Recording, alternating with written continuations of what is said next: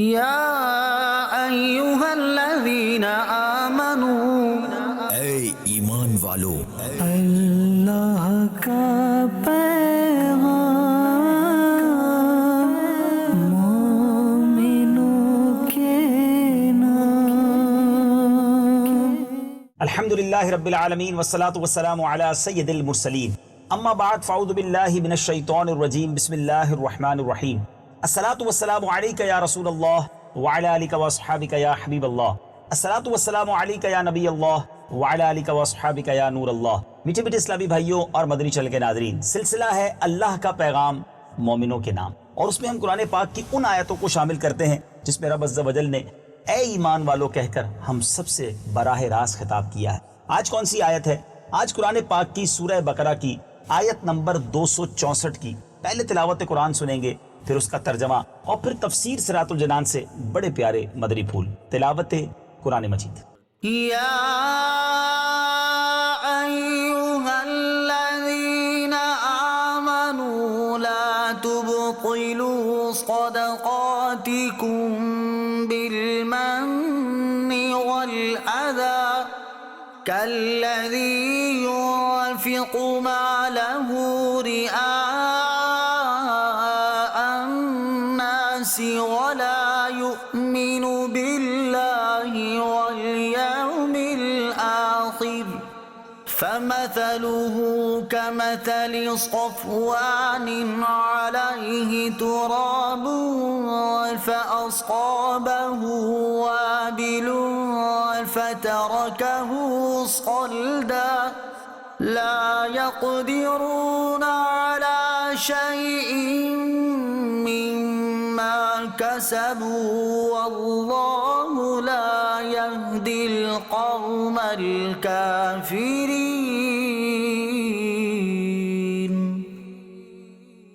ترجمہ کنز العرفان۔ اے ایمان والو، احسان جتا کر اور تکلیف پہنچا کر اپنے صدقے برباد نہ کر دو، اس شخص کی طرح جو اپنا مال لوگوں کو دکھلاوے کے لیے خرچ کرتا ہے اور اللہ اور قیامت پر ایمان نہیں لاتا۔ تو اس کی مثال ایسی ہے جیسے ایک چکنا پتھر ہو جس پر مٹی ہے، تو اس پر زوردار بارش پڑی جس نے اسے صاف پتھر کر چھوڑا۔ ایسے لوگ اپنے کمائے ہوئے اعمال سے کسی چیز پر قدرت نہ پائیں گے، اور اللہ کافروں کو ہدایت نہیں دیتا۔ لا تبطلوا صدقاتکم، اپنے صدقے برباد نہ کر دو۔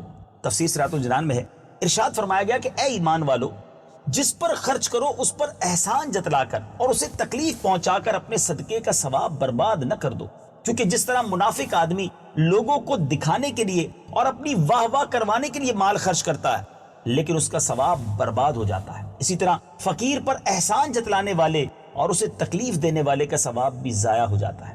اس کی مثال یوں سمجھو جیسے ایک چکنا پتھر ہو جس پر مٹی پڑی ہوئی ہو، اگر اس پر زوردار بارش ہو جائے تو پتھر بالکل صاف ہو جاتا ہے اور اس پر مٹی کا نام و نشان بھی باقی نہیں رہتا۔ یہی حال منافق کے عمل کا ہے کہ دیکھنے والوں کو معلوم ہوتا ہے کہ عمل ہے، اور روز قیامت وہ تمام عمل باطل ہوں گے کیونکہ وہ رضائے الہی کے لیے نہ تھے۔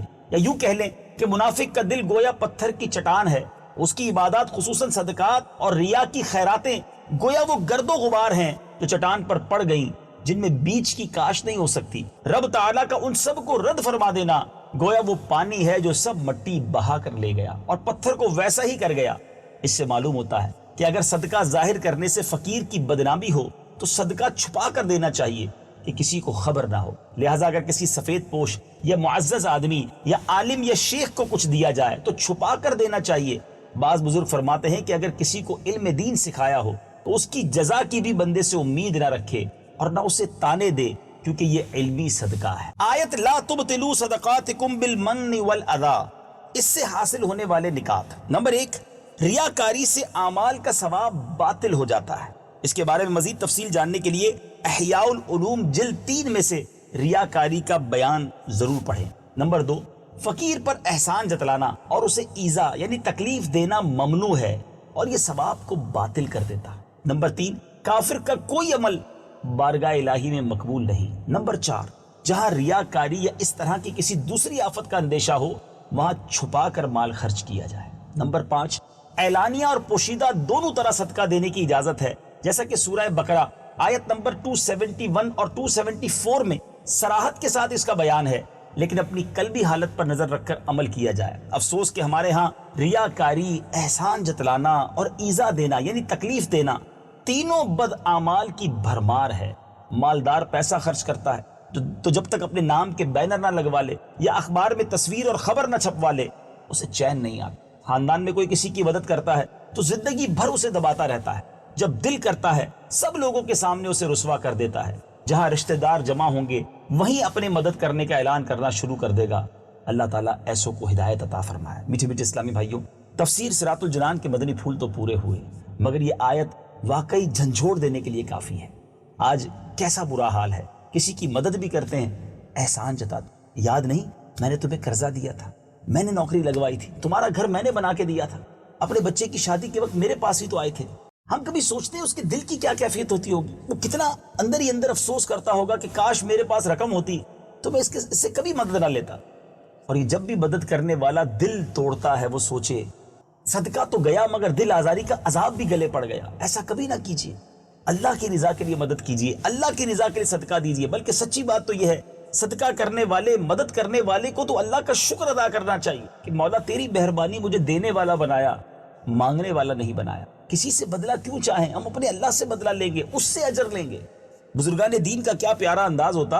امہات المومنین حضرت ام سلمہ رضی اللہ تعالی عنہا کا یہ معمول تھا کہ جب آپ اپنے غلام کے ذریعے صدقہ کسی غریب کو بھجواتی تو فرماتی دیکھو صدقہ تو دینا، اس سے اس کے بدلے کوئی دعا نہ کروانا، اور اگر وہ کوئی دعا کر دے تو اسے نوٹ کر کے آنا۔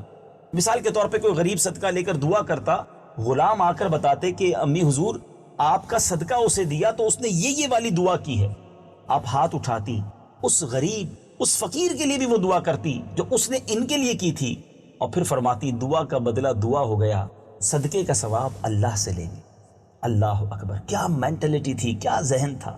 اور آج بندہ جب بھی مدد کرتا ہے نارملی اب اس سے بدلہ چاہتا ہے، کچھ تو احسان جتاتے ہیں اور کچھ بدلے کی امید رکھتے ہیں۔ مثال کے طور پہ کسی کو گھر دلا دیا تو اب تمنا ہے کہ اپنے گھر میں بھی تو بلائے نا، دعوت بھی تو کرے، جب ملے تو مجھ سے عزت سے ملے، کیونکہ میں نے نوکری دلائی ہے، میں نے لون دیا ہے۔ خود اپنے دل سے پوچھیں، یہ جو آپ چاہ رہے ہیں کہ آپ کو رپلائی ملے، آپ کی عزت ہو، آپ کو دعوت پہ بلایا جائے، آپ سے بڑی احترام سے سلام کیا جائے، کیوں؟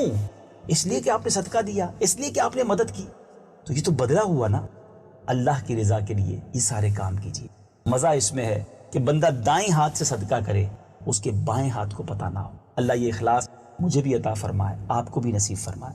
شاندار آیت، خوبصورت میسج، اللہ کرے دل میں اتر جائے میری بات۔ سلسلہ دیکھتے رہیے، اگلے سلسلے اللہ کا پیغام مومنوں کے نام میں ایک اور آیت قرآنی لے کر حاضر ہوں گے اور اس کی برکتیں حاصل کریں گے۔ صلو علی الحبیب صلی اللہ تعالی علی محمد صلی اللہ علیہ وسلم۔ یا ایھا الذین آمنوا، اے ایمان والو،